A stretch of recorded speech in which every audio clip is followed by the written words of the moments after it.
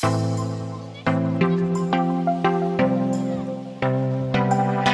à tous, alors ce que j'avais prévu aujourd'hui c'était de finir le compresseur. Le seul problème c'est que j'ai l'un des deux moteurs du compresseur qui se trouve sur le tour et je vais être obligé de le démonter pour le remettre sur le compresseur, mais si je fais ça je condamne le tour, c'est une chose que je veux absolument pas faire. Néanmoins c'est que j'ai un petit moteur monophase de 2 kg qui est sur l'établi qui prête à opérer, mais le problème de ce petit moteur c'est qu'il y a le sens de rotation qui n'est pas le bon. Donc ce que je vais faire aujourd'hui c'est d'ouvrir son boîtier, modifier le câblage pour avoir le bon sens de rotation.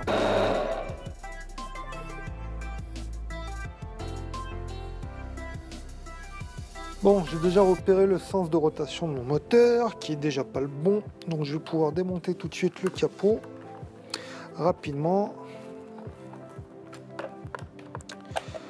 Voilà. Voilà. Alors, comment c'est fait là-dedans? J'ai déjà mon câble d'alimentation, je suis en train de tourner le multimètre. Voilà. Alors, j'ai mon câble d'alimentation qui vient là.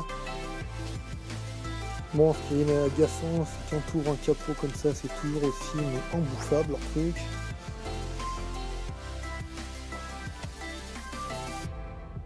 Bon, apparemment j'ai déjà eu un bricolage là-dedans.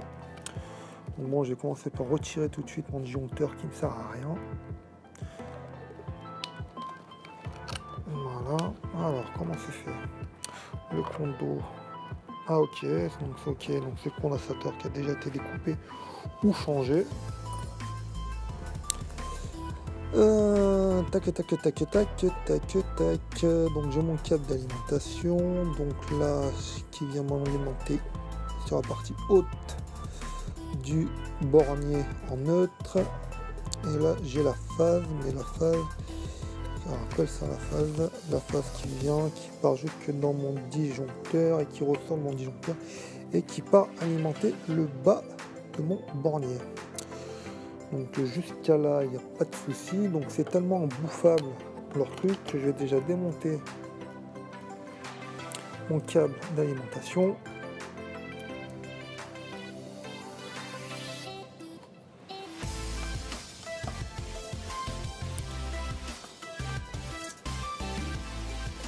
Voilà, câble d'alimentation que je vais pouvoir retirer complètement. Retirer mon disjoncteur qui me pourrait la vie.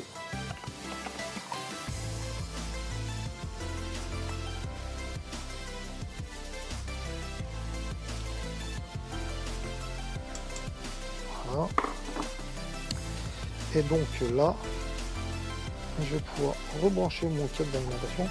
Donc pour faire le topo rapidement, j'avais ma phase qui était branchée comme ça, ou le contraire, je sais pas, ça n'a pas d'importance, qui était branchée sur ce plot là, comme ça. Sur ce plot, j'avais l'entrée de mon disjoncteur qui était branchée comme ça, et sur la sortie de mon disjoncteur, je revenais me brancher sur ce plot comme ça. Voilà, donc le problème c'est quand j'ai le disjoncteur au milieu, ça fait trop de bordel, on n'y voit pas, c'est pas clair.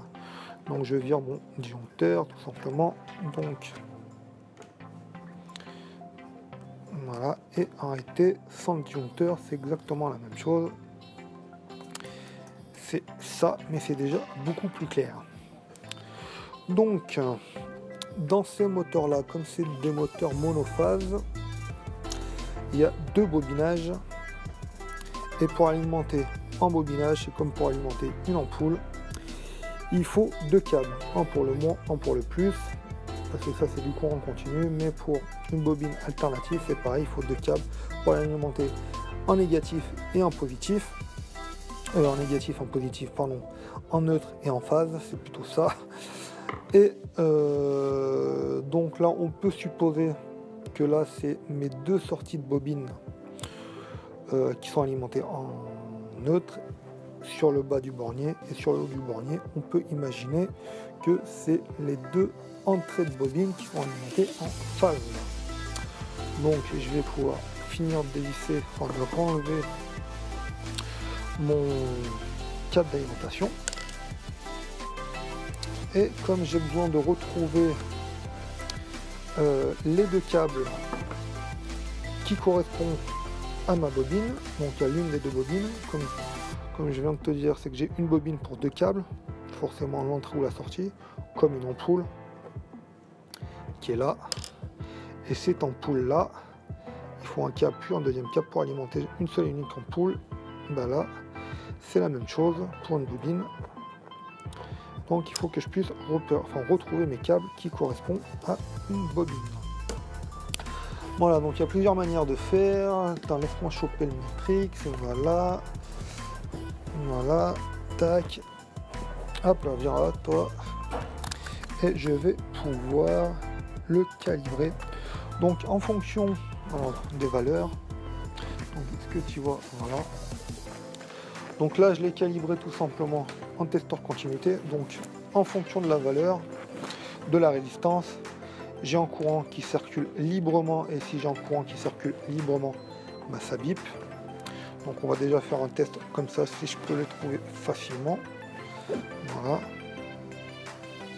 Tac, tac. Donc là, j'ai pas de jus. Donc là, j'ai pas de jus non plus qui circule. Et là, non plus.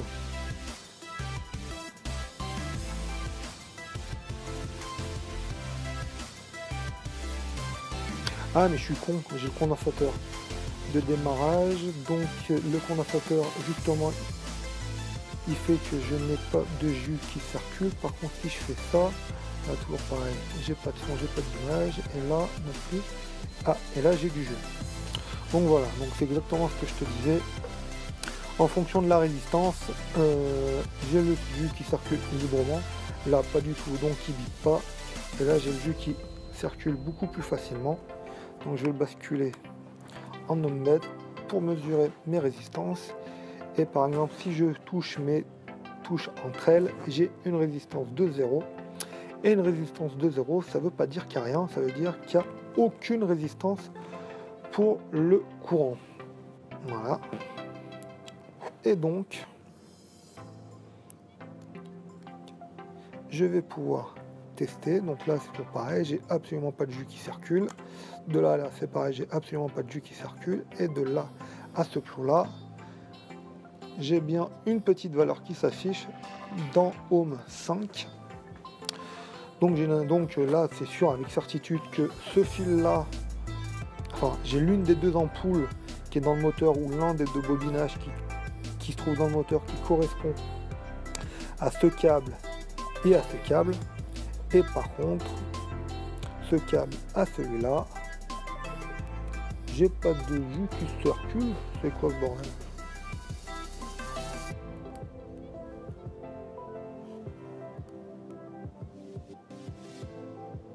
Voilà, donc j'ai bien une résistance. Et pourquoi comme ça il n'a pas voulu me le prendre?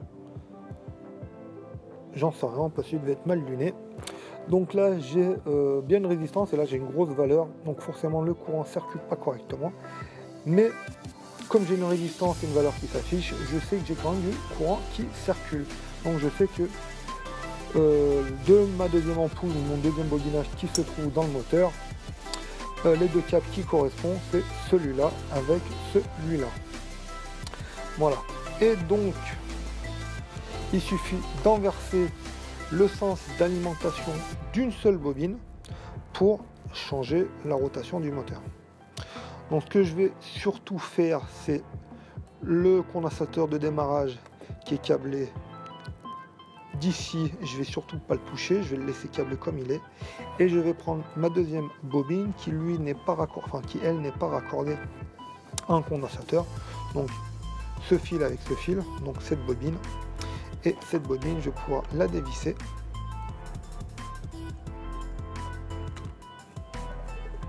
Voilà, donc vraiment ce qui est le plus compliqué à faire, c'est de retrouver les deux bobines et les 4 câbles qui correspondent. Donc 2 bobines, 4 câbles et 2 câbles par bobine pour les alimenter. Voilà. Voilà, et voilà. Et donc, au bout de mes 2 câbles, en parlant et en faisant une belle petite métaphore, au bout de ces deux câbles, j'ai une ampoule qui s'y trouve. Et cette ampoule-là, il suffit d'enverser son ordre d'éclairage et elle va pouvoir me faire tourner le moteur à l'envers. Pardon, par contre, si je le remets pas au bon endroit, voilà. Et là, je vais pouvoir remettre mes deux écrous.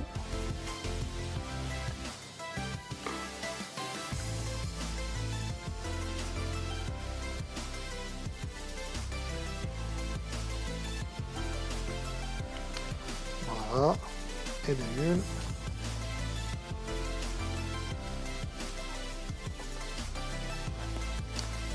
Et de deux.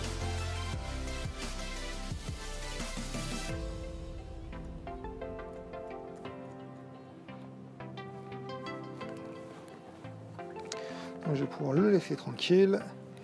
Et là, je vais pouvoir remonter mes cavaliers.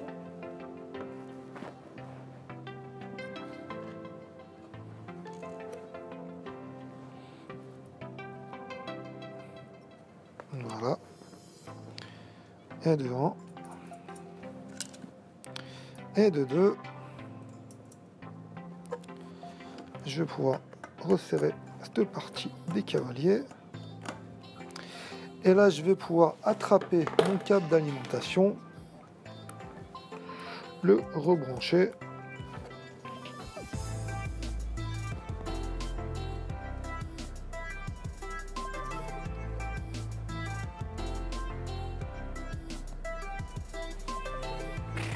Tac.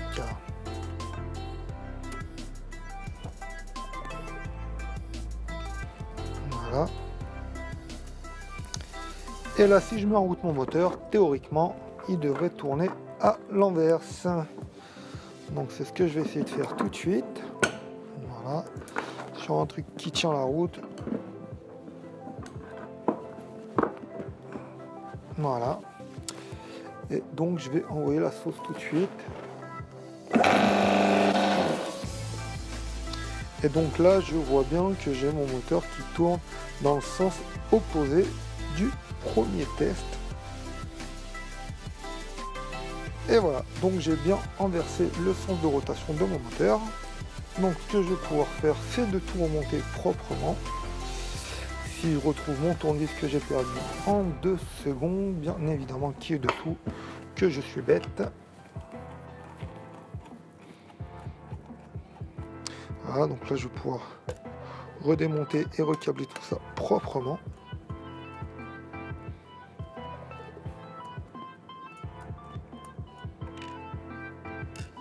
Hop là. Voilà, je renlève mon câble d'alimentation.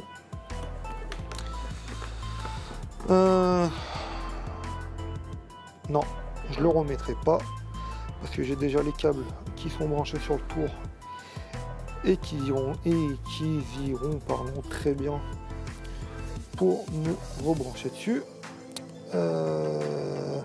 Et je me demande si je remets ce disjoncteur. Allez, ils servent à rien. Enfin, ils servent à rien. Disons que sur le tour, il y a déjà plein de disjoncteurs.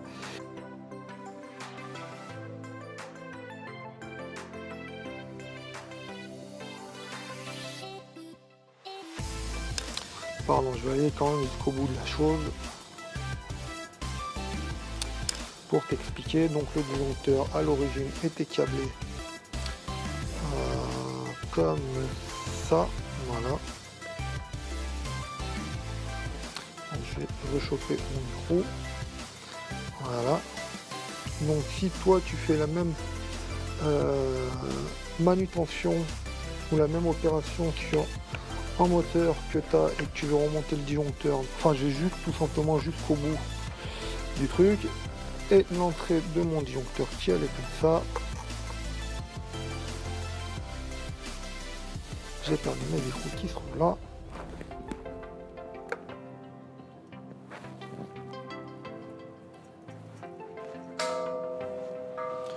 Voilà, et je vais pouvoir resserrer mon contacteur. Voilà, j'ai fini. Donc là, j'ai fini de remonter mon disjoncteur, sauf sauf que j'ai fait une erreur, je l'ai inversé.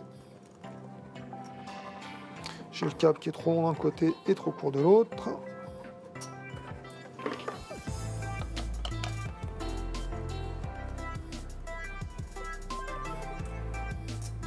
Voilà, tac, ça ira mieux comme ça. Et le disjoncteur qui reprend sa place dans son petit trou avec son petit écrou qui allait là. Mais toujours pareil, pour que ça soit le plus lisible possible. Je vais te le laisser comme ça. Et maintenant, tu te dis, merde, je me rappelle plus comment le câble d'alimentation était câblé. Donc en fait, c'est pareil, c'est une réflexion logique. Donc là, tu sais que tu as l'entrée de ton disjoncteur. Donc tu sais que sur ton câble d'alimentation, peu importe, encore une fois, que ce soit le neutre ou la phase. Donc on va choisir la phase pour être logique juste avant d'entrer dans le disjoncteur. Voilà. Et là c'est bien, j'ai déjà recablé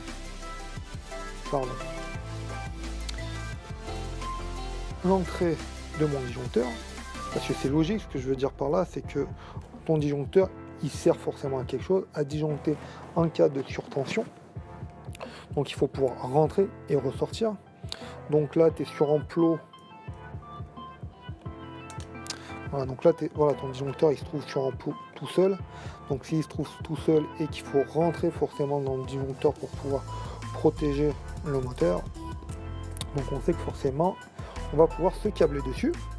Voilà, pour emmener le courant.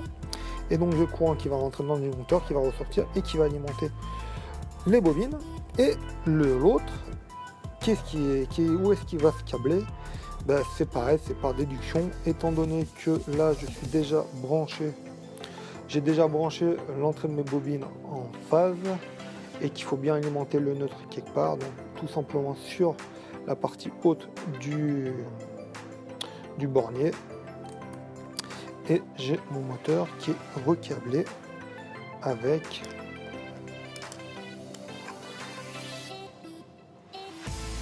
son disjoncteur. Voilà.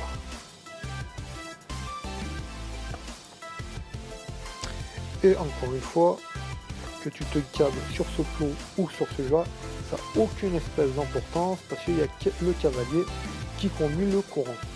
Donc là, on peut refaire le test. Voilà, et j'ai bien le moteur qui démarre. Voilà, donc moi, ces disjoncteurs, je peux pas me les blairer, je les aime pas du tout. En sachant que ce petit moteur va partir sur le tour qui a un coffret électrique qui est tout neuf avec du matériel tout neuf, donc avec des disjoncteurs tout neufs, donc la protection de 20 ampères elle ne sert strictement à rien, donc je peux le virer sans aucun état d'âme. Donc pour moi et pour mon utilisation, je le dégage. Voilà. Voilà, et là je vais pouvoir récupérer mon écrou sans le faire tomber, ça serait cool. Voilà, pas toujours évident d'avoir des gros doigts. Oui, donc du coup moi j'ai fini de le câbler, ça va rester comme ça tout simplement parce que quand je vais remettre le câble qui est déjà sur le tour, j'aurai plus qu'à venir me brancher sur ce bornier ou celui-là pour la phase, ce plot ou ce plot du bornier pour le neutre. Voilà, donc ça c'est propre, donc j'ai plus qu'à le resserrer proprement. Voilà, et voilà, je vais laisser mes petits écrous qui sont en plus avec toutes mes rondelles. Et bon, si je perds la moitié de la rondelle, ça va pas le faire. Voilà, après avoir ramassé toutes mes rondelles et l'avoir mis sur le dernier plot qui était utilisé jusqu'à maintenant, je vais pouvoir revisser tout le monde, serrer tout le monde. Voilà, pour être sûr de ne pas avoir de mauvais contact. Par contre, j'aurais pas dû faire ça, j'aurais dû anticiper le coup. Voilà, je vais remettre deux rondelles sur ce pot, puis sur celui-là, et celui-là, et celui-là. Comme ça, quand je vais venir me câbler avec mon câble et mes cosses qui sont déjà sur le moteur, sur le tour, j'aurai déjà tout prêt mes écrous et mes rondelles. Voilà. Comme ça, c'est propre, c'est rangé. Voilà. Un joli manchon bien propre. Et on va repositionner tout ça comme c'était à l'origine. Voilà. Et là, j'ai plus qu'à câbler mon câble du tour sur le moteur et ça tournera. Maintenant, il me manque mes deux capots. Enfin, mes deux capots, je veux dire mon capot avec mes deux petites vis.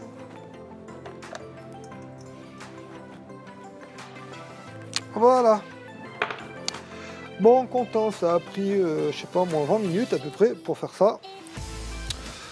Donc, demain, c'est la suite de la remise en route du tour et de la reprise du câblage, si ça se passe bien et comme voulu. Sinon, moi, je te dis, comme d'hab, à demain, passe une bonne soirée, une bonne journée, ciao.